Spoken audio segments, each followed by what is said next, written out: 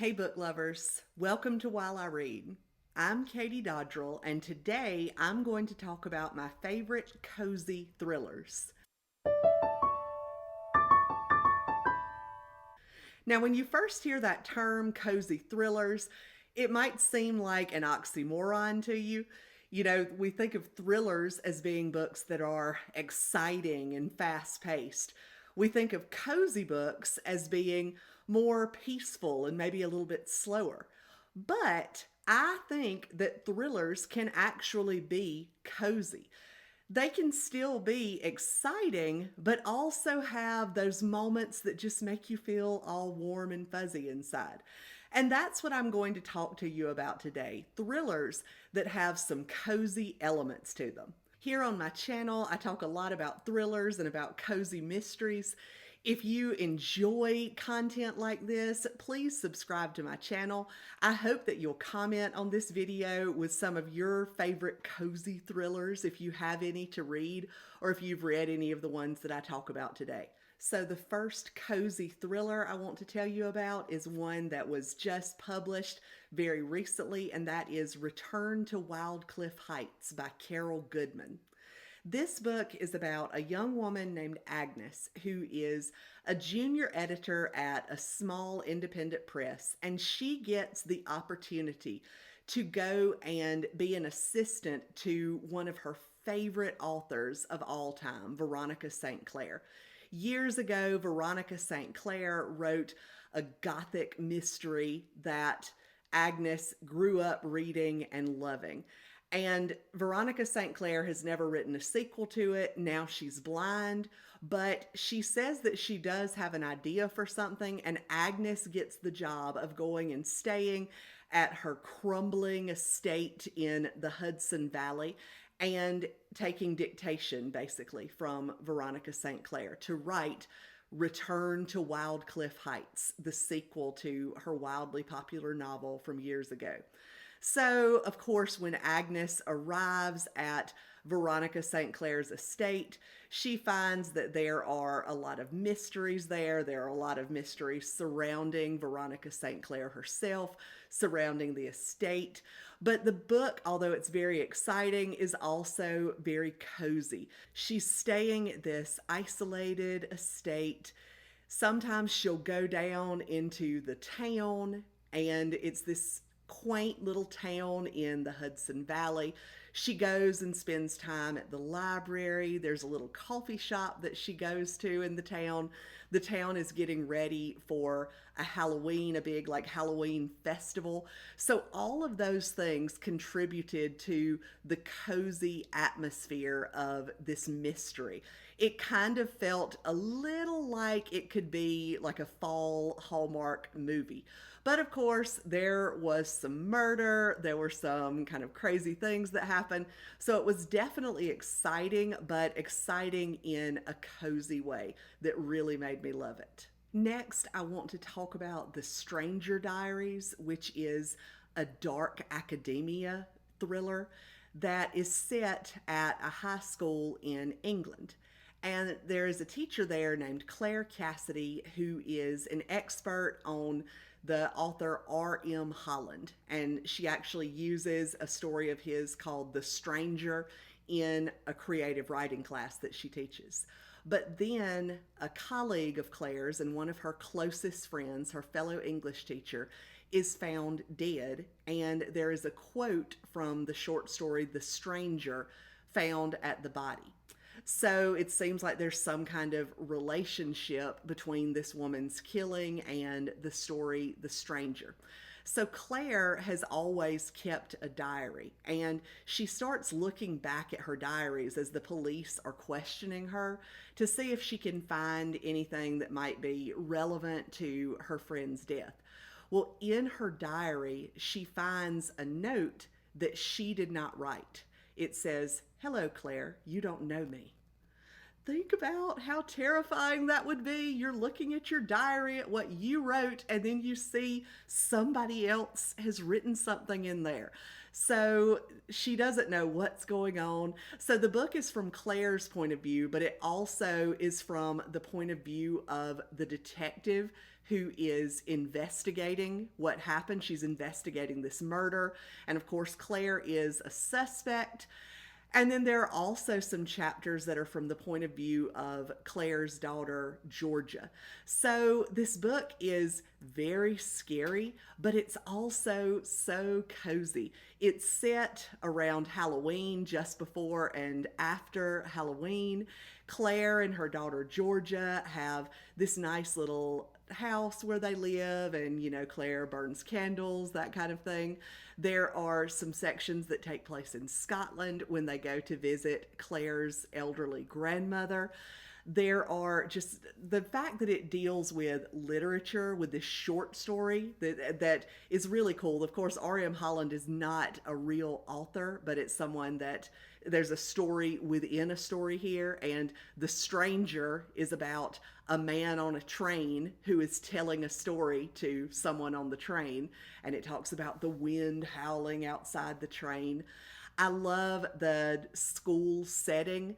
The school where Claire teaches is this very old high school in England, and there is a section of it, the old buildings, where R.M. Holland, the author, actually lived. And so it's rumored to be haunted. So there are just all kinds of cozy elements in this book, although it is very exciting, very spooky and scary, but it also has those cozy elements. So the next cozy thriller that I'll talk about is Secluded Cabin Sleep 6 by Lisa Unger. So this is definitely a suspenseful, fast-paced, somewhat scary book, and some people might not agree with my calling it a cozy thriller, but I think there are a couple of things that contribute to my feeling that it's a cozy book. One is the setting. So it's set deep in the woods in North Georgia, and it's about these three couples who are going to stay at this secluded cabin in the woods. So even though the cabin is, off by itself in the woods, it's definitely not primitive. It's got all kinds of luxuries. It's beautiful, state of the art. They have a private chef who is going to come in and prepare meals for them. It has a hot tub. It's just, all the luxuries that you could want. And they have all kinds of plans for this relaxing weekend getaway that they're going to have. But of course, all of the couples have their secrets. They have some conflicts with each other. There's also a host. I think the cabin is from like Airbnb or one of those rental places like that. And the person that they're renting it from seems like he might be a little bit sketchy, but you're not sure exactly what it is. They also find out that there is sort of a scary history of the area where they're staying. So that part, that setting, that, woodland, relaxing cabin setting makes it have a cozy feel to me. And then also, although the main section of the book takes place with these three couples in the cabin, there are a lot of flashbacks that have to do with this couple or with some other characters in the book. Hannah, who is, I'd consider her the main character, although there are multiple points of view. Hannah has a baby daughter who's about 6 months old, and there are a lot of really sweet parts talking about her love for her daughter and her cozy times that she has with her daughter. There's another character in the book, a man who has a little baby. I can't remember if his baby is a daughter or son, but he loves the baby so much. And those sections that have to do with just this cozy family life, I love those sections too. Even though they're not the main focus of the book, they are an important part of it. And family togetherness, family closeness, the meaning of family is a big theme of Secluded Cabin Sleep 6. But don't get me wrong, it is extremely exciting, extremely fast-paced, extremely scary, but it also has that cozy feel to it.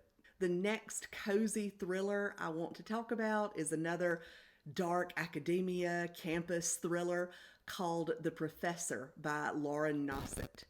So, this book is set at the University of Georgia.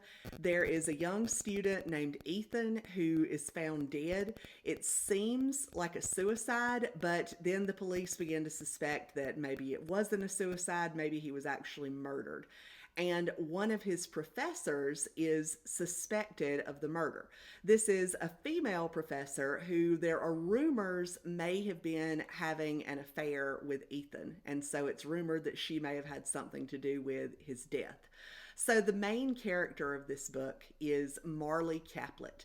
And Marley is she was a police detective, but she had something that happened in the previous book, the first book in the series, that caused her to no longer be a police detective. She's a research assistant now, but she doesn't want to be. She misses being a detective. And so her mother is also a professor at UGA and is friends with the professor who is suspected of having something to do with Ethan's murder. So Marley, even though she no longer works for the police, starts investigating this murder. And what she finds is she can do some things that the police would not actually be able to do. So Ethan lived in an apartment with a couple of roommates, and now there is a room available in that apartment. Marley ends up moving into Ethan's apartment and living with his roommates, which is definitely weird, but it gives her a way to be first on the scene investigating what happened in a way that a normal police detective just couldn't do.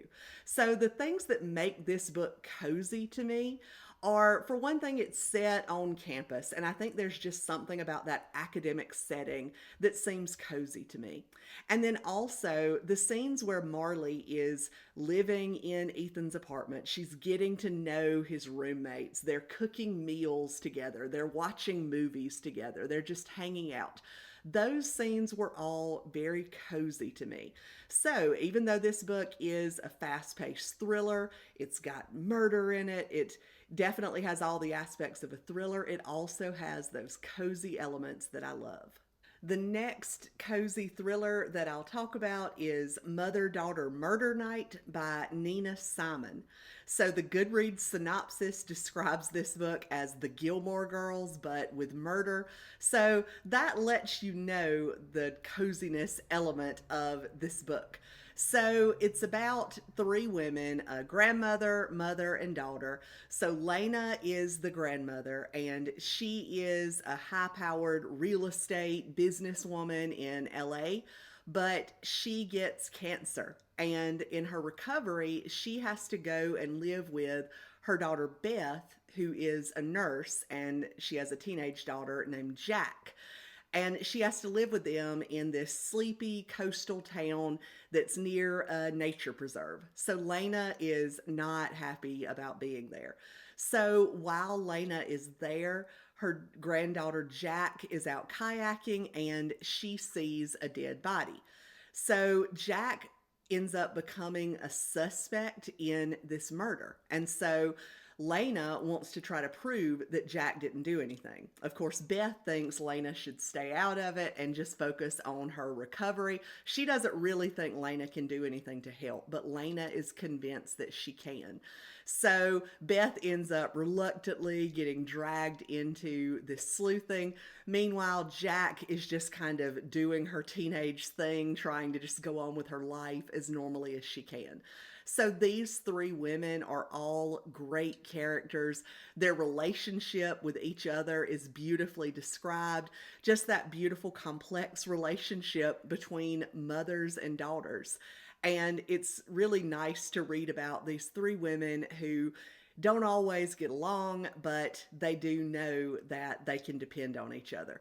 The next cozy thriller I'll talk about is The Last to Vanish by Megan Miranda. So, what makes this book cozy is definitely the setting. It is set at this hotel called the Passage Inn, and it's a remote, upscale, cozy resort in a small North Carolina mountain town. And this resort is a place that people stay to have some nice hikes. It has access onto the Appalachian Trail. It has a beautiful waterfall that people can go see. And it's near this small town that has, some nice restaurants, some places to shop. It definitely has the nice small town feel that we like in cozy books. But there have been a string of disappearances in this town, and specifically at Cutter's Pass, which is where the Passage Inn is located. So there's some unsolved disappearances. Maybe it's just, bad luck while hiking, somebody taking a fall or something like that. But the town is sort of getting a reputation of being dangerous. So a journalist had come there to investigate these disappearances, and then the journalist himself disappeared. And so his brother comes to investigate the journalist's disappearance. So the book focuses on a young woman named Abby who has worked at the Passage Inn for 10 years. She's the manager there. And it's about Abby trying to figure out what has happened, what caused these strange disappearances. Is it just bad luck, or is it murder? Are these disappearances related to each other? She feels like somewhat of an outsider in this small town. She feels like the town is closing ranks and leaving her out. But the book has that great cozy feel with the description of the inn, the description of nature around it, and also with this small town with its restaurants and stores and the characters who live there. The next cozy thriller I'll talk about is The Sun Down Motel by Simone St. James. So this book is told from two different points of view in two different timelines. There's a young woman named Carly who is arriving in the town of Fell, New York in present day, and she is there to investigate the disappearance of her aunt. Her Aunt Viv lived in Fell, New York in 1982. She lived and worked there, and then she disappeared. So we have the perspective of Viv telling what happened to her in 1982, and we have the perspective of Carly. So Viv was working at the Sun Down Motel when she disappeared. So when Carly arrives in town, she is able to get the night shift job at the Sun Down Motel, the same motel where her aunt worked. She also ends up living in the same apartment where her aunt was staying. Now, I do have to tell you, this book is terrifying. I consider it a thriller, but I have read where some consider it horror, and it is borderline horror. It does have some supernatural elements in it that really scared me when I was reading it. I would not have wanted to be in the house alone reading this book. But it also has some cozy elements. Carly is living in an apartment. She has this roommate who is so quirky and fun. She also visits the library in town. She ends up meeting a friend at the library who is helping her investigate. She also has someone else who works at the Sun Down Motel who is sort of an ally for her. And of course, you don't know, are all of these people really her friends? Could one of these people or some of these people actually have some nefarious purposes in mind? So it is a really good book. It's very scary. It's very suspenseful. Both plot lines, the Viv plot line in the 80s and the Carly plot line in present day, are really good. I liked both of the women as main characters. And it's very scary, but it does have those fun, cozy elements to it as well.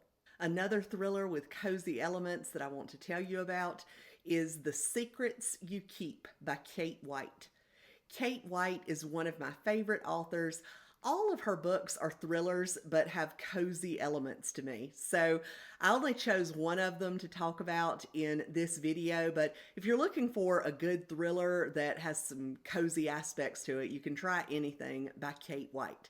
The Secrets You Keep is about a woman named Bryn.